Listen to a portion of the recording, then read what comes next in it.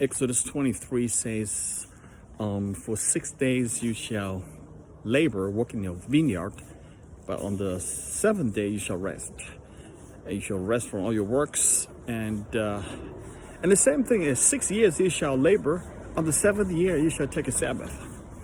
And let the land rest. And let the whatever grows in the seventh year, let the poor take the fruits and the harvest. And let the beast take whatever's left behind by the poor. Oh my goodness.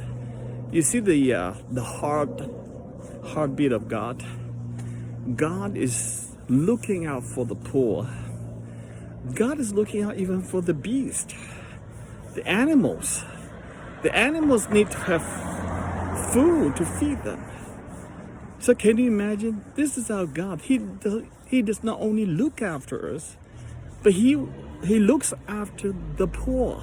And he wants us to have a caring attitude for the poor, not to sort of grapple everything to ourselves. Whatever God has given to us. 1/7. 1/7 according to their formula. Don't want to sound legalistic, but a part of it must go to the poor.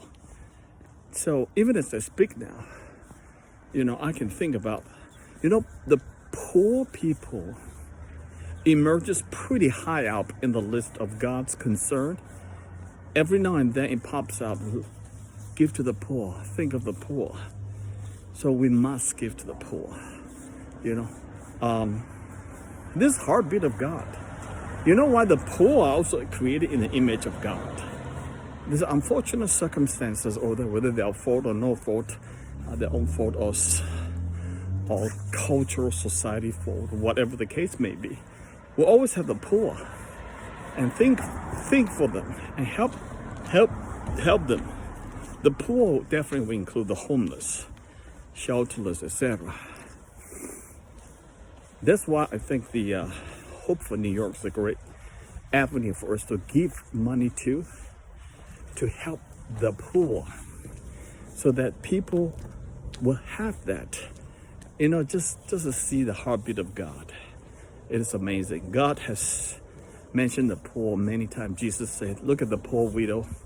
Whatever she has given, the little coin, is actually more than all the rich people has given into the temple today. Why? Because the poor widow is given all that she's got. But the rich man gives quite a bit of money, a lot of money. But there's only a small proportion of what he has got. The principle is God looks at the proportion rather than the amount.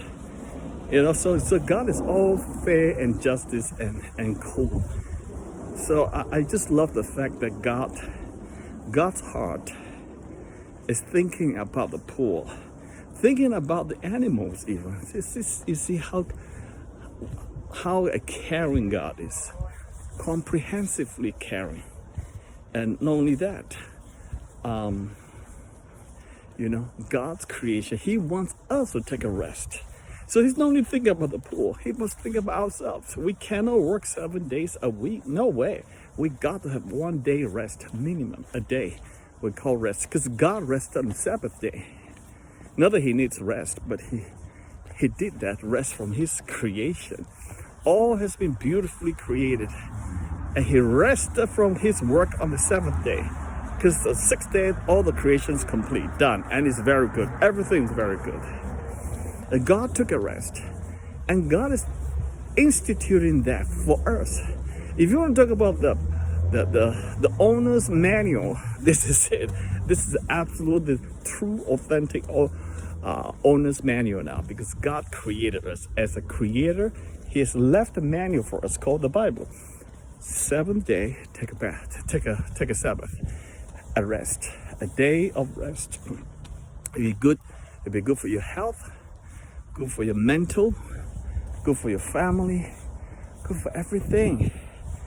Christians, ministers especially, we tend to overwork on the Sabbath. We'll be doing something, preparing sermons and praying, do something.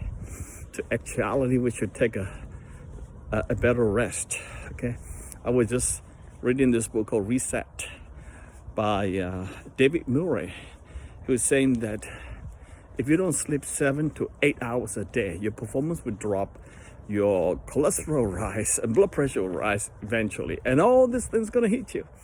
What do you think? You're gonna be so driven that you cut down and sleep to 4, 5, or even 6 hours? Not good, not good. You want that to maintain the rest.